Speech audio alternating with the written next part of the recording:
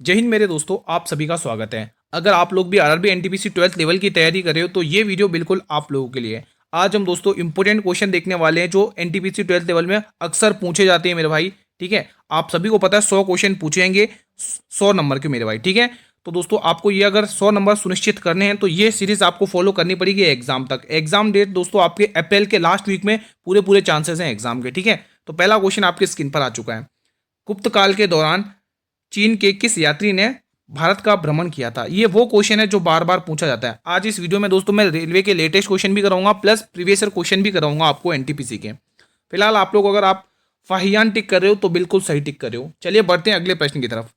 अगला क्वेश्चन, सेना को मजबूत करने के लिए डैश ने मनसबदारी प्रथा किसने चलाई थी? दोस्तों ये बहुत इंपॉर्टेंट क्वेश्चन है दोस्तों। मनसबदारी प्रथा बहुत इंपॉर्टेंट है, कई बार पूछा गया क्वेश्चन है दोस्तों। ये दोस्तों एक सैन्य प्रणाली थी दोस्तों। ये जो मनसबदारी थी दोस्तों ये एक सैन्य प्रणाली थी, ये आपको ध्यान में रखना है। और इसका निर्माण दोस्तों अकबर ने किया था। Option B will be the right answer. अगला क्वेश्चन देखेंगे, क्वेश्चन नंबर 3। पुलकेशिन द्वितीय किस राजवंश का सर्वाधिक प्रसिद्ध राजा था? बहुत बार चर्चित क्वेश्चन है ये। ठीक है, बताइए इसका आंसर। आज दोस्तों मैं वही क्वेश्चन करवा रहा हूँ जो ज्यादा पूछे जाते हैं। मोस्ट इंपोर्टेंट क्वेश्चन है, एक भी क्वेश्चन आपको नहीं छोड़ना है इस क्लास से। सही आंसर हो जाएगा इसका चालुक्य दोस्तों। ठीक है, पुलकेशिन द्वितीय किस राजवंश का सर्वाधिक प्रसिद्ध राजा था? तो ये चालुक्य वंश का सर्वाधिक प्रसिद्ध राजा था। अगला क्वेश्चन, निम्न में से भूतपूर्व आंध्र प्रदेश का शास्त्रीय नृत्य कौन सा है? चलिए बताइए। चैनल पर नए हो तो चैनल को सब्सक्राइब जरूर करिएगा। ठीक है, ये वाला क्वेश्चन बताइए, क्वेश्चन नंबर 4। तो इसका दोस्तों आंध्र प्रदेश का पूछा आपसे तो ये आपका हो जाएगा कुचिपुड़ी। अब मुझे आप कमेंट करके बताइए कथक कहाँ का है, कथकली कहाँ की है, भरतनाट्यम कहाँ का है? ठीक है, हालांकि ये चीज़ें मैं पढ़ा चुका हूँ, डेली पढ़ाता हूँ। ठीक है, तो आप लोग आंसर दीजिएगा। फुटबॉल के लोग गोल पोस्ट के मध्य बिंदु से पेनल्टी मार्क की दूरी कितनी होती है मेरे भाई? ये भी इंपॉर्टेंट। देखो स्पोर्ट्स से रिलेटेड जो आपका एक टॉपिक पड़ता है शब्दावली वाला, वो आपको अच्छे से कवर करना है। आप लोगों को पता है मेरे भाई, जीके जीएस जो जीके जीएस है मेरे भाई, जीके जीएस का पोर्शन है मेरे भाई, वो आपका दोस्तों 40 नंबर का रहने वाला है। और जो मैथ का पोर्शन है मेरे भाई, वो आपके कितने नंबर का रहने वाला है? वो आपके 30 नंबर का। और जो रीजनिंग है वो भी आपके 30 नंबर का रहने वाला है ये पोर्शन। ठीक है, तो इनमें दोस्तों आप मैथ और रीजनिंग में 30 में से 30 यानी 60 नंबर तो दोस्तों यहां से सुनिश्चित कर लोगे। अगर जीके जीएस में दोस्तों 30 या 35 प्लस भी 30 क्वेश्चन भी कर लेते हो ना तो भी आपका स्कोर बहुत अच्छा माना जाएगा मेरे भाई। ठीक है, फिलहाल अगर आप लोग यहाँ पे ऑप्शन नंबर कौन सा टिक कर रहे हो, सी वाला, तो बिल्कुल सही है। अगला क्वेश्चन देखेंगे, कंदरिया महादेव मंदिर कहां पर स्थित है? मोस्ट इंपोर्टेंट क्वेश्चन है, बताइए कंदरिया महादेव मंदिर कहां पर स्थित है? तो ये मंदिर स्थित है खजुराहो में, ऑप्शन नंबर बी। अगला प्रश्न, क्वेश्चन 7। पुरातत्व स्थल कोल्डी हवा कहां पर स्थित है? ये भी इंपॉर्टेंट है। इसका सही जवाब है Uttar Pradesh, option number D will be the right answer. अगला क्वेश्चन, अब देखो ये एक रीजनिंग का क्वेश्चन है। ठीक है दोस्तों, आपको इनसे कुछ ऐसा रिलेशन बनाना है ताकि आपको 1340 मिल जाए, और वही रिलेशन आपको इस वाले में भी फॉलो करना है। अगर आप ध्यान से देखेंगे मेरे भाई तो 8 और 5 कितना हो गया? 13 हो गया। पहले इनको जोड़ लो, फिर इनका दोस्तों क्या कर लो, मल्टीप्लीकेशन कर लो, 8 और 5 40। तो उसी तरह से 6 और 4 10 और 6 चौके 24। तो आंसर आएगा 1024 जो 32 का स्क्वायर रहता है, यानी option number A will be the right answer. अगला क्वेश्चन, शरीर में ऑक्सीजन युक्त वायु ग्रहण करने की प्रक्रिया को क्या कहते हैं? ये महत्वपूर्ण क्वेश्चन है दोस्तों, बताइए। तो मेरे भाई आपके लिए दोस्तों डेली मेहनत चालू है। 7 बजे मैथ की क्लास अपलोड हो चुकी है, जरूर देख लेना। जिन भी विद्यार्थी के गणित कमजोर है या गणित में क्वेश्चन नहीं बनते हैं तो वो स्टूडेंट इस क्लास को देखने के बाद गणित की क्लास वो जरूर देख लेना। इसकी मैंने सेपरेट प्लेलिस्ट भी बनाई है आप लोगों के लिए 12th लेवल के लिए। ठीक है, जिसमें मैं रेलवे के लेटेस्ट क्वेश्चन करवा रहा हूँ फिलहाल अभी। चलिए इसका आंसर बताइए। तो जितने भी स्टूडेंट दोस्तों अंत श्वसन कह रहे हैं उनका जवाब बिल्कुल सही है। अगला क्वेश्चन देखेंगे, समीकरण को हल करना है आपको। ठीक है, इस समीकरण को हल करना है। एक टॉपिक है मैथ में सरलीकरण, जिसको सिंप्लीफिकेशन कहते हैं, वहां से भी क्वेश्चन पूछे जाते हैं। तो इसको अगर अपन हल करेंगे बोर्ड मार्क्स के रूल के नियम के अकॉर्डिंग, तो ये दोस्तों 529 23 का स्क्वायर, तो 23 यहाँ पर लिख चुके अपन। ठीक है, 23 गुणा 61 करना मेरा, क्या करना है 23 गुणा 61, उसमें से 1403 क्या करना है, माइनस करने हैं।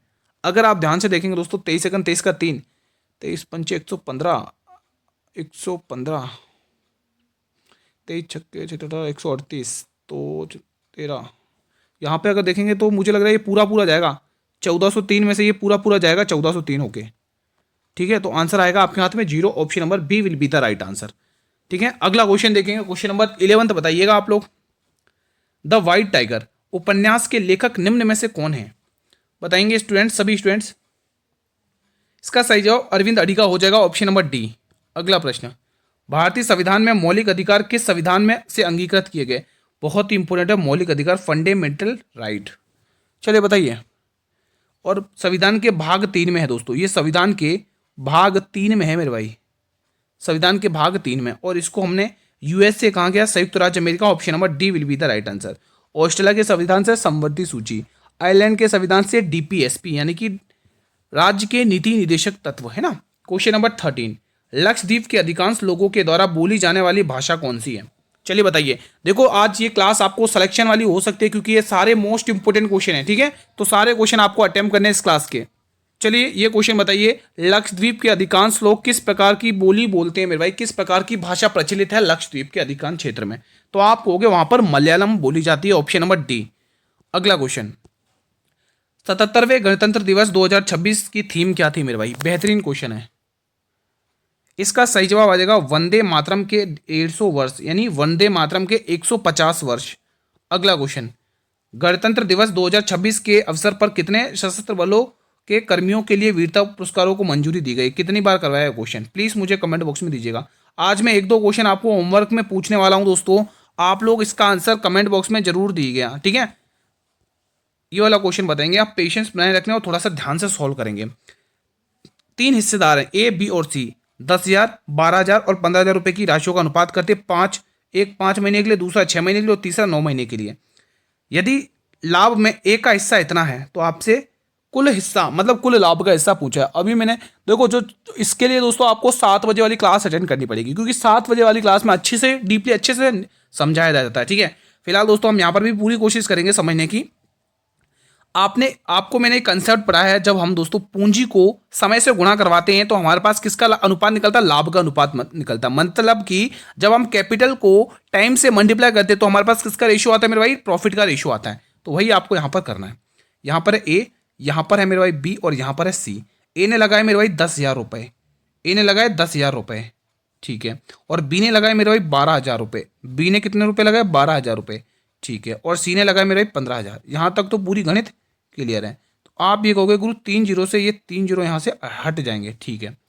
कोई दिक्कत नहीं है। अब आप कहोगे इसने लगाए, ए ने कितने कितने 5 महीने के लिए, और इसने रुपए लगाए 6 महीने के लिए, और इसने लगाए 9 महीने के लिए। अभी मैंने बताया था दोस्तों कंसेप्ट की, जब आप कैपिटल को यानी कि पूंजी को यानी कैपिटल को जब आप टाइम से मल्टीप्लाई करते हो तो आपके पास प्रॉफिट का रेशियो आता है, ठीक है। तो आपको पास दोस्तों 10 रुपये उसने लगाए हैं और 5 महीने के लिए, तो यहाँ से आ जाएगा 50 रुपये, ठीक है। और यहाँ पे इनका समय कितना? 12×72। इसी में तो दोस्तों लाभ अनुपात बटेगा। ये लाभ का अनुपात आ चुका है, ठीक है। 15×9 135, ये लाभ का अनुपात आ चुका है। अब यहाँ पे टोटल देख लो कितना आ रहा है मेरे भाई, वही आपको करना है, ठीक है। तो देखो दोस्तों 5 और 2 7, 7 एज इट इज, ठीक है। और 3 और 7 10, 10 और 5 15, 15 का 5 कैरी 1, ठीक है, कैरी 1 हाथ में, ठीक है। तो एक और एक 257 रुपये। तो इसी 257 रुपये को आपको बांटना है दोस्तों। इसी का आपको मान पूछा है, लेकिन ए का हिस्सा दे रखा है 50 का मान 2500 दे रखा है। 50 का मान मेरे 2500 दे रखा है। कितने गुना दिख रहा है? ये इसका कितना गुना है? 1 जीरो 1 जीरो, ये इसका 50 गुना है। 50 का स्क्वायर ही होता है। तो आपको दोस्तों 257 का 50 से मल्टीप्लाई कर लेना है 257 को, क्योंकि ये कुल राशि इसी का तो मान हमसे पूछा है मेरे भाई, ठीक है। तो 7 5 35 की 5 कैरी 3 5 25 3 28 की 8 कैरी 2 5 10 और 2 12, 12,800 रुपये आंसर आएगा मेरे भाई। कुल लाभ 12,800 रुपये है, किसमें? बी वाले ऑप्शन में पूरा दे रखा है यहाँ पर। आई होप गाइस कि आपको चीज़ें इजीली क्लियर हो चुकी होंगी। अगर चीज़ें क्लियर हो गई मेरे भाई तो आप सभी से विनती है, एक बार लाइक कर लो वीडियो को जल्दी से। चीज़ें क्लियर होती हैं तो वीडियो को लाइक वगैरह करते रहा करो। आप ही की क्लास है, आप ही का चैनल है भाई, ठीक है भाई। बुलंद दरवाजा, ये वही बुलंद दरवाजा जिसका निर्माण किसने करवाया था? बताइए। अकबर ने करवाया था दोस्तों। आपको याद होगा फतेहपुर सीकरी, जब दोस्तों गुजरात अभियान हुआ था अकबर का दोस्तों, वो दक्षिण अभियान गुजरात का हुआ था दोस्तों, जब वो जीत गया था तो दोस्तों उसने क्या किया था? फतेहपुर सीकरी का निर्माण कराया था आगरा में दोस्तों, ठीक है। अब जब फतेहपुर सीकरी का निर्माण हो गया 1500 आई थिंक 1573 या 75 की बात है, ठीक है, तब उसने बुलंद दरवाजे का निर्माण कराया था उसी में, फतेहपुर सीकरी में। तो फतेहपुर सीकरी आपको टिक करना है। यहीं पर दोस्तों बुलंद दरवाजा है दोस्तों, ठीक है। दीवाने आम है, दीवाने खास है दोस्तों, मरियम का महल है, अकबर का महल है, जोधाबाई का महल है, ये सब आपको, और बुलंद दरवाजा, ये सब आपको फतेहपुर सीकरी में ही देखने को मिलेंगे मेरे भाई, ठीक है दोस्तों। ये चीज़ें आपको ध्यान में रखनी है। अगला क्वेश्चन देखेंगे। क्वेश्चन आपकी स्क्रीन पर आ चुका है। तेलंगाना में कोया जनजाति द्वारा मनाया जाने वाला भारत का सबसे बड़ा आदिवासी त्योहार कौन सा है? चलिए बताइए। तो सही जवाब हो जाएगा मेदराम जात्रा, ऑप्शन नंबर सी। अगला क्वेश्चन, वांगला, बहुत इंपोर्टेंट क्वेश्चन, वांगला किस राज्य की गारो जनजाति का सबसे प्रसिद्ध त्योहार है जिसे 100 ड्रमों का त्योहार कहा जाता है। एक ही क्वेश्चन में दो दो ट्रिक निकाले, उस हिसाब से क्वेश्चन तैयार किया मैंने आप लोगों के लिए। वांगला उत्सव पूछेगा कहाँ का है, और आपको पूछेगा कि 100 ड्रम वाला त्योहार कैसे कहा जाता है। तो दो क्वेश्चन बनते हैं यहां से, तो दोनों के लिए आंसर एक ही आएगा, Meghalaya. Option number A will be the right answer of this question मेरे भाई। बढ़े अगले प्रश्न की तरफ। चलिए मेरे भाई, अगला क्वेश्चन आपकी स्क्रीन पर आ चुका है, बहुत ही बेहतरीन क्वेश्चन है मेरे भाई। ठीक है, क्वेश्चन कह रहा है पी क्यू आर के बीच इस प्रकार मतलब अमाउंट को यानी राशि को बांटा गया, पी का 4 गुना बराबर है क्यू के 7 गुने, और क्यू का 7 गुना बराबर है आर के 2 गुने के। तो चलो क्वेश्चन को सॉल्व कर लेते हैं भाई। पी यानी 4P बराबर है 7Q के, और 7Q बराबर है 2R के। अब हमने दोस्तों कल इस टाइप का क्वेश्चन करवाया था 7 बजे वाली क्लास में, तो इस टाइप के क्वेश्चन को निपटने के लिए हमें कैसे सॉल्व करना है, हमें यहाँ पे अनुपात निकालना है, P Q और R का अनुपात निकालना है। तो अनुपात निकालने के लिए सबसे पहले मैंने बताया इनका एलसीएम लेना पड़ता है। 4 और 2 का एलसीएम तो 4 ही होगा, तो 7 चौके 28, तो टोटल एलसीएम इनका 28 हो चुका है। ठीक है, अगर आप 4 से भाग करोगे तो P का हिस्सा आएगा 4 7 28, इसको इससे काटा, फिर 7 की तरफ से काटोगे 4 बार यानी Q का रेशियो 4 आएगा, फिर 2 की तरफ से काटोगे 14, तो यहाँ पे इसका 14 रेशियो आ चुका है मेरे भाई। ठीक है, 7 दूनी 14, 7 21, 4 25, तो टोटल रेशियो कितना हो गया 25 रेशियो में ही आपको दोस्तों 3000 रुपये मतलब 33 रुपये बांटने मेरे भाई। कितने 33 रुपये बांटने, कितने गुना हो रहा है वो आपको बताना है दोस्तों। ठीक है, तो 25 से कम 25, 25 3 75 और 25 दूनी 50, 132 गुना दिख रहा है मेरे भाई। आपसे क्या पूछा, आर का हिस्सा, आर है का यहाँ पर, तो 14 से मल्टीप्लाई कर लो। देखो 14 दूनी 28, इकाई अंक 8 आएगा, तो दो ऑप्शन तो ऐसे चलेंगे मेरे भाई। 14 दूनी 28 का 8 कैरी 2 माइंड में, 14 3 42, 42 और 2 44 यानी 48 आ रहा है, और 48 एक ही ऑप्शन में है। Option number A will be the right answer of this question. ठीक है, आई होप गाइस की चीजें क्लियर हो रही हैं, और अच्छे से समझना तो 7 बजे वाली क्लास अटेंड करो। मैं दावे के साथ कह रहा हूं, मैं दोस्तों विश्वास के साथ कह रहा हूं कि आपका जो मैथ का जो पोर्शन है ना दोस्तों, जो 30 में से 30 का है, वो आप करके 100% आओगे। ठीक है, नहीं हो सके ज़्यादा दोस्तों, पूरा चांसेस 30 में से 30 है, अगर ज़्यादा अगर वैसे अच्छा क्वेश्चन आ जाए तो आप 25 से प्लस करके ही आओगे, 25 से 27 के बीच क्वेश्चन करके ही आओगे, ये मैं गारंटी के साथ कह रहा हूं। अगर आप मेरे भाई वो 7 बजे वाली क्लास भी अटेंड कर लेते हैं, क्योंकि इसमें दोस्तों पूरी हर एक कमी को पूरा किया गया है, चाहे उसमें लेटेस्ट क्वेश्चन है, चाहे पीवाईक्यू क्वेश्चन हो, चाहे एक्स्ट्रा हो, चाहे मोस्ट एक्सपेक्टेड क्वेश्चन हो, सब उसमें करवाया जाता है 7 बजे वाली क्लास में। ठीक है, तो वो क्लास जरूर अटेंड करो। निम्न में से किसे कोशिका का सुसाइड बैग कहा जाता है, आत्मघाती की थैली कहा जाता है, कहने का मतलब। ठीक है, तो फिलहाल बताएंगे सुसाइड बैग किसको कहते हैं कोशिका का, तो आंसर आएगा lysosome. Option number B will be the right answer. अगला क्वेश्चन देखेंगे, आपके स्क्रीन पर लग चुका है। भारत के योजना आयोग की स्थापना किस वर्ष में हुई थी मेरे भाई। योजना आयोग बहुत ही इंपॉर्टेंट है, बहुत ही इंपॉर्टेंट है। तो सही जवाब 1950 में हुआ था, आपको ध्यान रखना है। अगला क्वेश्चन, भारतीय संविधान के निम्न में से किस अनुच्छेद में मनी बिल को परिभाषित किया गया है दोस्तों, बताइए दोस्तों। धन विधेयक, जिसको आप हिंदी में कहते हैं धन विधेयक। ठीक है, बताइए कमेंट बॉक्स में। चलिए बताइए धन विधेयक, सभी स्टूडेंट को बताना है मेरे भाई। तो धन विधेयक आपको देखने को मिलेगा आर्टिकल 110 में, आर्टिकल 110 में। ठीक है, चलिए अगला question, dreams of my father, dreams of my father पुस्तक के लेखक कौन है, बहुत ही शानदार है। तो इसके लेखक है मेरे भाई Barack Obama. Option number D will be the right answer. अगला क्वेश्चन, अहमद अली खान किस वाद्य यंत्र से संबंधित है मेरे भाई, बेहतरीन क्वेश्चन है। सही जवाब आ जाएगा सरोद वादक, option A will be the right answer. अगला क्वेश्चन देखेंगे, क्वेश्चन नंबर 26 देखेंगे, प्रसिद्ध तबला वादक उस्ताद अल्लाह रखा खान किस घराने से संबंधित थे। शानदार क्वेश्चन है, अल्लाह रखा खान वाला क्वेश्चन बहुत पूछा जाता है। इसका सही जवाब हो जाएगा पंजाब घराने से ये संबंधित थे मेरे भाई। ठीक है, अगला क्वेश्चन देखेंगे 27, रूपक ताल में कितनी मात्राएं होती हैं। ये भी मैंने काफ़ी बार पढ़ाया और आप मुझे इसका आंसर कमेंट बॉक्स में देंगे। 2 क्वेश्चंस मैं आपको करवा चुका हूं होमवर्क के लिए। ठीक है, प्लीज़ आप लोग कमेंट बॉक्स में आंसर दीजिएगा, आपके कमेंट का वेट करूंगा। अगला क्वेश्चन, चेराव, ये एक बांस का नृत्य है, इसे बांस नृत्य भी कहते हैं, किस राज्य का एक लोक नृत्य है। शानदार क्वेश्चन है। चलिए बताइए 28 वाले का आंसर। सही जवाब हो जाएगा Mizoram, option number B will be the right answer. अगला क्वेश्चन, ओलंपिक में व्यक्तिगत स्वर्ण पदक जीतने वाले पहले भारतीय कौन थे, बताइए। तो वो है Abhinav Bindra, option number D will be the right answer. अगला क्वेश्चन, क्वेश्चन 31 दे रखा है, बॉगी शब्द का उपयोग किस खेल में किया जाता है, बताइए। शानदार क्वेश्चन है। तो इसका प्रयोग किया जाता है गोल्फ में दोस्तों, इस शब्द का प्रयोग गोल्फ में किया जाता है, ऑप्शन नंबर बी। अगला प्रश्न, 1969 में सरकार ने कितने बैंकों का राष्ट्रीयकरण किया? बहुत ही इंपॉर्टेंट है, चलिए बताइए। और इसका जिक्र हमने किस पंचवर्षीय योजना में किया था? कोई बताएगा? कोई बताएगा इसका आंसर? तो आप ध्यान रखो कि 14 बैंकों का नेशनलाइजेशन हुआ था मेरे भाई, ठीक है। अगर मैं यहीं से पूछूं दोस्तों, आरबीआई का राष्ट्रीयकरण कब हुआ था? यहीं पर मैं पूछूं, अगर RBI, reserve bank of India, भारतीय रिजर्व बैंक ऑफ इंडिया, ठीक है, इसका राष्ट्रीयकरण यानी नेशनलाइजेशन कब हुआ था? तो 1949 में, 1949 में। अब यहां से क्वेश्चन और पूछता है, इसका जो हेडक्वार्टर था, हेडक्वार्टर वो कब स्थानांतरित हुआ था? कब स्थानांतरित हुआ था बताइए। इसका जो हेडक्वार्टर होता है वो कब स्थानांतरित हुआ था? ये डेट बहुत पूछी जाती है, तो 1937 की डेट आपको ध्यान में रखनी है। अब प्रेजेंट में, वर्तमान में कहां पर है हेडक्वार्टर? मुंबई में। पहले कहां पर था दोस्तों? पहले कहां पर था? पहले कहां पर था? तो आप कहोगे पहले कोलकाता में था मेरे भाई, ठीक है। तो ये छोटी छोटी बेसिक बातें याद रखना आप लोगों को। फिलहाल बढ़ते हैं हमारे एक बेहतरीन से अगले क्वेश्चन की तरफ। क्वेश्चन नंबर 32, रक्षा अनुसंधान एवं विकास संगठन की स्थापना किस वर्ष में हुई थी मेरे भाई? बेहतरीन क्वेश्चन है, सभी विद्यार्थियों को कमेंट बॉक्स में बताना है। तो इसका सही जवाब हो जाएगा 1958। Option number A will be the right answer. अगला क्वेश्चन देखेंगे आप लोग, निम्न में से किस स्थान पर हड़प्पा संस्कृति की अग्नि वेदिकाएं पाई गई थी मेरे भाई? ये इंपॉर्टेंट क्वेश्चन है मेरे भाई। अग्नि वेदिकाएं काफी बार पूछा गया क्वेश्चन है मेरे भाई।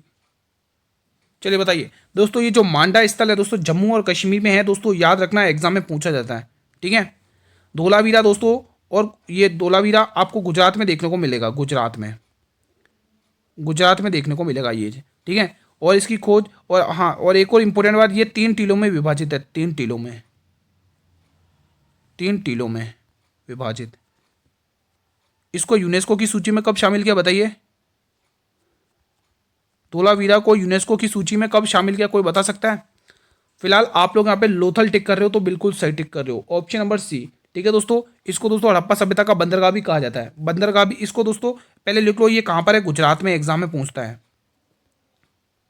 और ये किस नदी के तट पर है? भोगवा नदी, यहाँ पर लिख दो, भोगवा नदी, भोगवा नदी के तट पर स्थित है, ठीक है। और ये जो धोलावीरा है दोस्तों, ये लूनी नदी के तट पर स्थित है, लूनी नदी। तो ये कुछ इंपॉर्टेंट, ठीक है, फैक्ट हैं जो आपको याद रखने हैं। बढ़े अगले प्रश्न की तरफ। फिलहाल यहाँ पे आपका जो ऑप्शन रहेगा वो बिल्कुल सी वाला सही जाएगा, ठीक है। चलिए अगला प्रश्न एक बेहतरीन से क्वेश्चन के साथ स्टार्ट करते हैं। आई होगा ओ की जगह, यहाँ पर आई है, ये आई, ठीक है, आई फॉर आइसक्रीम, ठीक है। क्वेश्चन 34, चलो आपको यहाँ पे एनोलॉजी का क्वेश्चन दिया है, इसको सॉल्व करना है, लगाइए लॉजिक। अगर आप मेरे भाई ध्यान से देखेंगे यहाँ पर क्यू आता 17 पर, 17 से 20 यानी +3 देखने को मिला है, 16 से 21 यानी +16 से 21 हुआ है मेरे भाई, 16 4 20 +5 देखने को मिला है, 18 से 23 हुआ है यानी यहाँ पर कितना, 18 18 और 23 यानी +5 यहाँ पर भी देखने को मिला है, 19 से 25 19 से 16 1916 हो रहा भाई, 19 से 16 यानी -3 देखने को मिल रहा है। तो कुछ ऐसा देखने को मिला। पहले अपन एक काम करते ना, इसको एक काम और करते अपन, एक काम करते, इसको यहाँ से पूरा हटा लेते अपन, ठीक है। एक बार वापस करते, देखो यहाँ पर आपको डायरेक्ट क्या दिख रहा है? +3 दिख रहा है, तो अगले नंबर में +3 करते हैं। 6 10 पर 10 11 12 13, 13 पे M, हमारा आंसर M से स्टार्ट होगा, ठीक है, M से स्टार्ट होगा, तो ए ऑप्शन का कोई काम नहीं है। 19 से 16 समझना, 19 से 16 हो गया, -3 हुआ, तो 12 में से 3 घटाओगे कितना आएगा? 9 आएगा, और 9 पे आएगा आई। बस काम खत्म, काम खत्म, फैसला ऑन द स्पॉट हो चुका है। आई इसी में आ रहा लास्ट वाले में, ठीक है। बाकी आप संतुष्टि नहीं मिल रही तो एक बार और चेक कर लो भले।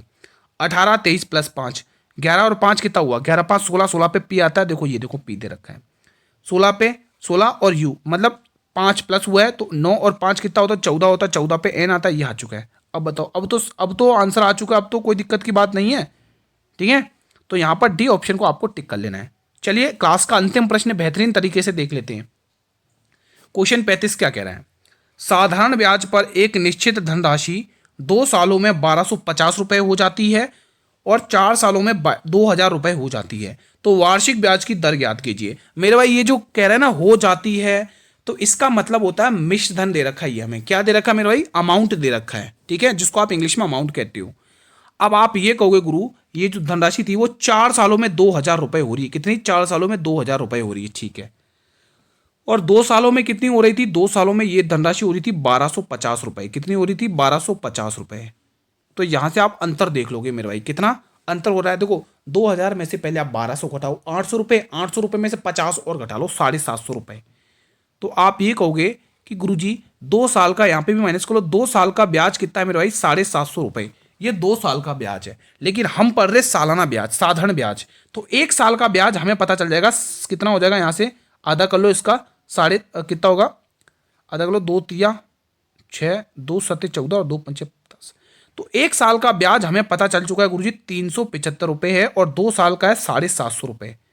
750 रुपये। आपने कंसेप्ट सीखा है मेरे भाई, अमाउंट कैसे निकलता है। जो अमाउंट होता है मेरे भाई वो कैसे निकलता है, सॉरी जो प्रिंसिपल होता है मेरे भाई वो कैसे निकलता है। आप देखिए, जो मूलधन होता है वो कैसे निकलता है? प्रिंसिपल निकलता है अमाउंट माइनस इंटरेस्ट। ये कंसेप्ट आपको अगर पता है अच्छे से तो आप हर एक क्वेश्चन को अच्छे से कर सकते हो। इसको मैं थोड़ा हाईलाइट कर देता हूँ। ये कंसेप्ट अगर आपको अच्छे से पता है कि प्रिंसिपल कैसे निकलता है मेरे भाई, अमाउंट माइनस इंटरेस्ट। यहां से क्या समझ में आया गुरुजी कि हम मूलधन कैसे निकालते हैं? मिश्र धन में से ब्याज को घटाकर। तो हमारा निकलता है मूलधन। तो मिश्र धन है कितना दोस्तों? 2 साल का 1,250 है। तो 1 साल का अगर आप करो, 2 साल का ब्याज देखो 750। अगर मेरे भाई 1,250 में से अगर आप 750 2 साल का ब्याज हटा देते हो तो आपको क्या पता चल जाएगा? मिश्र धन, सॉरी मूलधन पता चल जाएगा, ठीक है। तो 0 में से 0, 5 में से 5 गया 0, 12 में 7 5, यानी 500 रुपये आपके पास आ चुका है मूलधन। गुरु हमारे पास मूलधन आ चुका है, बस अब कोई देर नहीं है, ब्याज की दर ज्ञात करनी है। तो दर कैसे निकालते हो? दर निकालते हो 1 साल का साधारण ब्याज। 1 साल का साधारण ब्याज अभी आपने निकाला मेरा भाई 375 रुपये। तो यहाँ पर डायरेक्ट लिखोगे गुरु 375, फैसला ऑन द स्पॉट, ठीक है। मूलधन अभी आप जस्ट निकाल चुके हो, झूठ मत बोलना मेरा, 500 रुपये अभी आपने निकाला। तो आप ये कहो गुरु 500 रुपये हमने मूलधन निकाल दिया। फिर हमें रेट चाहिए प्रतिशत के लिए 100 बनाना पड़ेगा। तो आप ये कहोगे गुरुजी मुस्कुरा के हम इस 2 जीरो को इस 2 जीरो से उड़ा देंगे। फिर आप कहोगे गुरु 5 सतह 35 होता है और 55 25 होता है, 75 पंचे 375 होता है। तो जो रेट परसेंट आया वो 75% आई है। कितनी आई है? 75%। और आंसर भी दे रहा है डी वाला आंसर। मजा आ गया, बहुत ही अच्छे से। आई होप गाइस कि आपने इसको सॉल्व कर लिया। यहाँ से 2 चीज़ें सीखी है, रेट भी निकालना सीखा है और आपने मूलधन को निकालना भी सीख लिया है मेरे भाई, ठीक है। आई होप गाइस कि आज का सेशन आपको बहुत अच्छे से रिवीजन रहा होगा। मैं आशा करता हूँ, पूरी उम्मीद करता हूँ कि आप लोग अच्छे से रिवीजन कर रहे होंगे। अगर वीडियो पसंद आई तो वीडियो को लाइक कर लेंगे, और हर एक व्यक्ति से निवेदन है वीडियो को ज़्यादा से ज़्यादा स्टूडेंट तक शेयर करें मेरे भाई, ठीक है। एग्जाम आपको पता भी नहीं चलेगा कब एग्जाम नज़दीक आ जाएंगे, ठीक है। अप्रैल के लास्ट वीक में पॉसिबिलिटी लग रही है एग्जाम की होने की चांसेस हैं, मई तक हो जाएंगे, ठीक है, क्योंकि ग्रुप डी का एग्जाम भी लेना है, ठीक है। ठीक है मेरे भाई, अगर आप लोग दोस्तों अगर सेशन पसंद आए तो वीडियो को लाइक शेयर करना है। चैनल पर नए हो तो चैनल को जरूर सब्सक्राइब कर लो, बेल नोटिफिकेशन बेल को प्रेस कर लो, ताकि आने वाले हर एक नए वीडियो का नोटिफिकेशन आपको यूट्यूब सबसे पहले दे। आपको इसकी जो PDF मिलेगी वो टेलीग्राम चैनल पर मिल जाएगी, जिसका लिंक मैंने इस वीडियो के डिस्क्रिप्शन बॉक्स में दे रखा है। आप लोगों को दोस्तों ज्वाइन कर लेना और PDF डाउनलोड करके रिवीजन करना है। इस चैनल की हर एक PDF आपको मेरे टेलीग्राम चैनल पर ही मिलती है, ठीक है। अब दोस्तों जो आपकी मैथ की क्लास चलती है मेरे भाई वो डेली 7 बजे आती है। ध्यान से सुन लो मेरे भाई, जो मैथ की क्लास है वो डेली 7 बजे आती है, 7 PM 7 PM डेली। मैं यहाँ पे लिख देता हूँ, डेली चलती है बिना रुकावट के, ठीक है। जो भी मेरा भाई बहन दोस्तों मैथ में वीक है या मैथ में अच्छा स्कोर नहीं कर पाता है 4-5 दिन आप एक बार ये क्लास लेना, आपके अंदर कॉन्फिडेंस भी बिल्डअप होगा और आप क्वेश्चन को चुटकियों में उड़ा भी पाओगे, ये गारंटी दे रहा हूँ दोस्तों, ठीक है। और हाँ, इस क्लास में किसी भी क्वेश्चन से रिलेटेड कोई डाउट हो तो आप सीधा कमेंट बॉक्स में पूछ सकते हैं मेरे भाई, ठीक है। मिलेंगे किसी एक और नई वीडियो में दोस्तों, तब तक जय हिंद जय भारत।